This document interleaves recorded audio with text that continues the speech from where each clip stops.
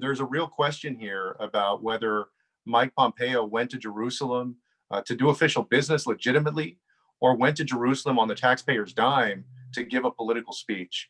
And we have to take a look at the arrangements that were made, the timing, and the planning and preparation that went into all of this. But it really represents a kind of corruption of our federal workforce that all of us are paying for and helping to sustain. And I'm concerned that there may have been not only a violation of the Hatch Act, which prevents this kind of activity, but also there was a clear violation of Secretary Pompeo's own guidance to his State Department employees.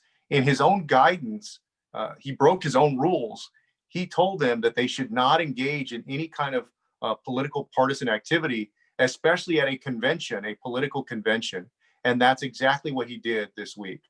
And what we can't have is a situation where people just go out and break these rules and possibly break the law, and there's no accountability for it. Because if there isn't accountability for it, we see what happens, especially with the Trump administration. When you let them do something and get away with it, they go back and they do it again.